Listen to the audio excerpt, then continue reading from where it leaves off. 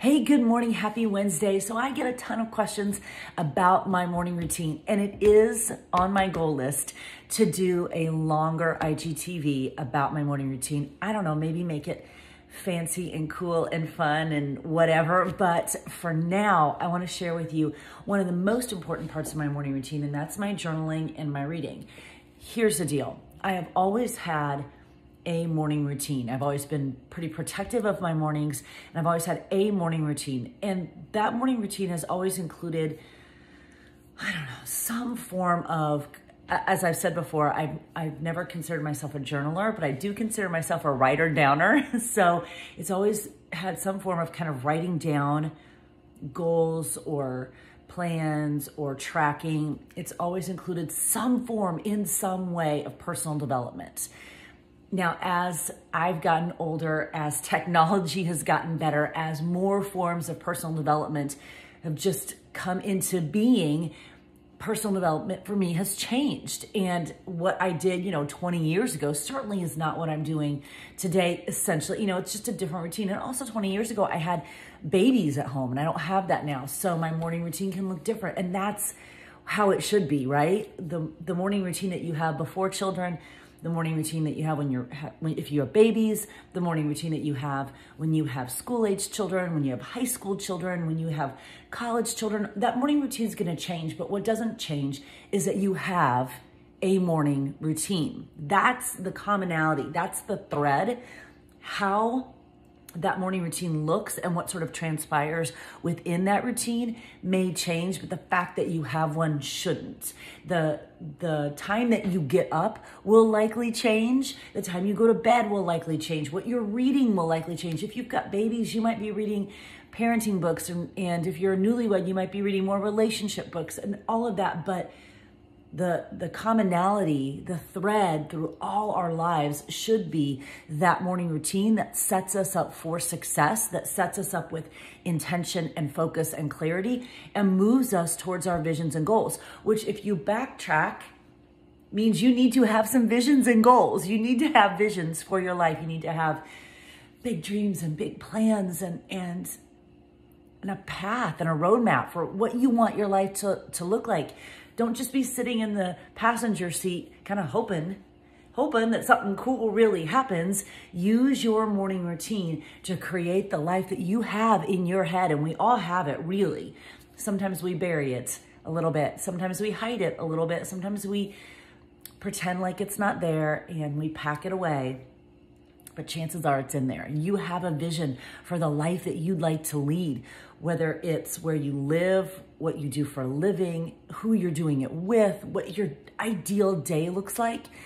So if you have packed that away, I encourage you to unpack it, start dreaming about it again, start sharing that vision, and then use a morning routine to set you up for success, to move you towards that vision, the life that you want to create. So let me share with you a piece of my morning routine that has been so valuable to me, especially the last few months. Again, as I said, I've always kind of been a writer-downer. I was an English major, and even before that, before I even had dreams of becoming an English teacher or thought about that's what I would do, I'm just a writer-downer, which is probably what led me to being an English teacher. It's probably what led me to just being passionate about tracking and writing and having those goals and dreams and writing them down.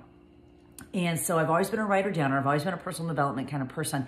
But as I've grown my Beachbody business, because we're so immersed in this incredible culture of personal development, because it's such an integral part of our business, it becomes such an integral part of our life. Because you can't grow a business, I don't care what that business is. I don't care if you're a Beachbody coach, if you sell oils, if you own a bricks and mortar, if you're a caterer, if you're a teacher, it doesn't matter. If you are not doing something to grow yourself, you're simply not going to grow your business. So that's always been a part of my life. However, this amazing part of Beachbody culture is that personal development is just an integral cog in what we do. It is a crucial piece of the puzzle. And I can guarantee you 100%, the coaches who fight personal development, the people, the humans who fight personal development will find themselves in the same place next year at this time that they are right now.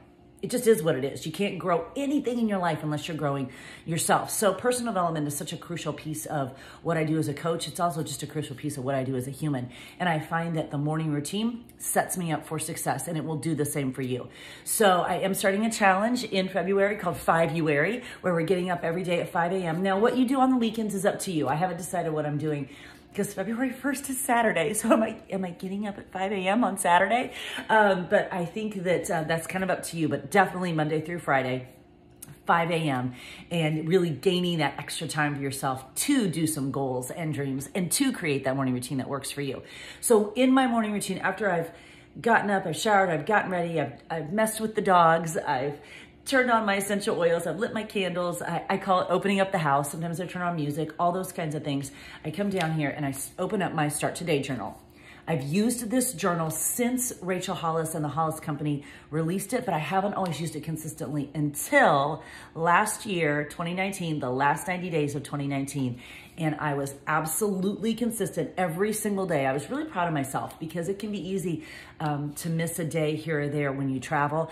And sometimes because of a travel situation or something, I actually did it at night instead of in the morning, but I did not miss one day. And it was super cool to watch the stuff that came to fruition, because when you write it down every day, that's where your energy and your intention goes. So I love this journal. Every day I write down the 5 items that I'm grateful for, and you don't have to make it some big. They don't have to be big, ginormous, amazing. Sometimes it's literally sunshine. I'm just really happy that the sun is shining that day. And then I write down the dreams that I made happen this year. So this is number one. I do this first. Out of all the things I do, this is always first. Then I really enjoy Gabby Bernstein. So right now I'm kind of going through this again. I listened to this on audio. I'm using it in the written form. And then she has journals, and I love her journals. So I've been using these too. And I won't show you the pages I've written on, but you can see they're just really pretty, and they just lend themselves to writing and thinking. And she puts some prompts in here. So this is the second or third one that I've gone through. And after I do my gratitude and goals, I'll open up this. I'll read a couple chapters of this. It's kind of some guided journaling. I write in here, and then I get to work with some of my reading. And I am never at a loss for books. I always have probably way too many books going on. I'm deep into this right now. This is the new Dave Hollis book, Get Out of Your Own Way. And first of all, the title. Can we just acknowledge the title? Because 99.9% of the time, if we'll just get out of our own way, we can create such amazingness in our lives. So I'm loving this book right now. You can see that sometimes I'm highlighting it, sometimes I'm pencil underlining it, depends on the tool that I have in my hand. But I'm always when I'm reading, taking some form of note. I'm highlighting, I'm underlining, I'm writing in the sides here, which is why I love to own a book. I do both forms, audio and real book, hardcover, softcover. I do both forms. I listen to stuff all the time. And when I'm reading stuff, I'm highlighting and taking notes, and I'm writing in the margins and taking notes. And then sometimes I will take those notes over into my journal and write them in here too. When I was reading the Bob Iger book, Ride of a Lifetime, which I highly recommend, I have a journal filled with notes from that book. So I would highlight it, I would write in the margins, and then I'd write the stuff that I really want to remember over in a journal too. So that's the integral part of reading as well. You need to be actively taking notes. People will say, well, I'm reading and then I lose focus. Well, take some notes. Take some notes. That's kind of boring, but man, if I've got my highlighter and I'm writing and I'm thinking and they'll say something, and look at this lovely blank page right here, just ready to take notes. They'll say something and I'm like, ooh, I want to make sure that I tell my team about that, or tell my daughters about that, or tell my husband about that. I'm writing that down. I'm very actively reading. When I'm reading, it makes all the difference. I've got this book right now. I got into it a little bit when I went to New York. I haven't gotten back to it because I'm really digging into this. So I'll come back to this. And the thing is, as Gabby Bernstein says, you read it when you need it. So if you're reading something and it's not connecting with you, put it down. There's 8 gazillion books in the universe. Find something else that is speaking to you at that moment. I have read this before. I love this book, Shut Up and Run by Robin Arzon. She is a trainer on Peloton. And this book is a running book, but it's also just kind of a personal development book. I feel like she's my spirit animal because the way she feels about fitness and movement is the way I feel about it. And she articulates it better than I can sometimes. So I don't necessarily need to read the entire book. I don't need to read the marathon training program, but I really enjoy just reading her thoughts, and I think you would like it if you're an athlete and you're in fitness. It's funny because I'm opening up and I'm reading some of it while I'm talking to you, and it's just really good.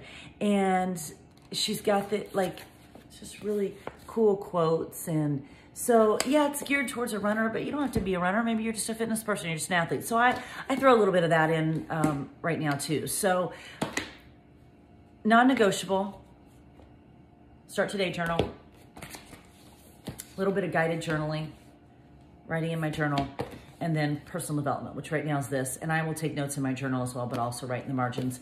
And then I've got this sitting with my stuff, but I'm not into it right now. So that just means it's not speaking to me right now. I'll come back to that. And then I put a little bit of this in there too. And that's the personal development piece of my morning routine. So generally, shower, dogs, essential oils, blah, blah, blah. I sit down and do this. And then I do my workout. That is because I have no children at home right now, so I can.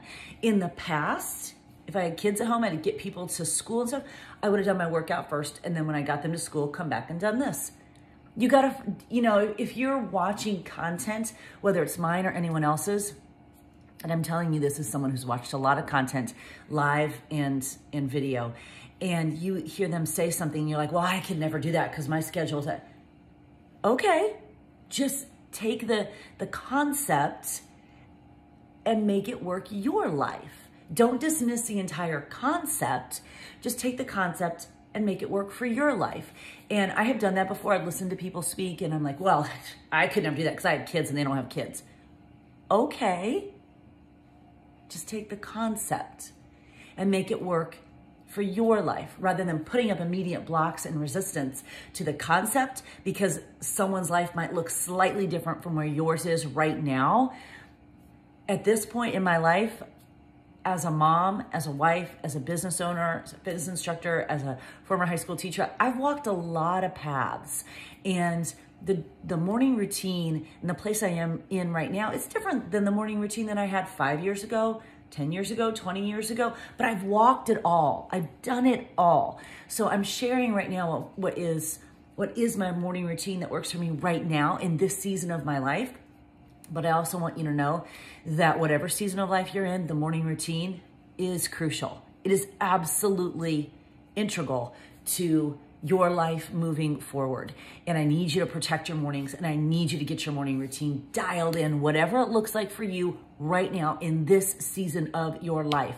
If you have babies, maybe your morning routine only is 30 minutes and you get up and you do some gratitude and goals, and you do 10 minutes of reading, and you got to get your kids up. Awesome. Because all you're doing is creating that common thread that's running through your life of a morning routine. And then as your kids get older, it evolves and it grows into something else. And then as they get older, it evolves, it grows into something else. And as they get, you see? So the point is not the exact morning routine. The point is the common thread of a morning routine. Because having a morning routine, protecting your mornings with just fierce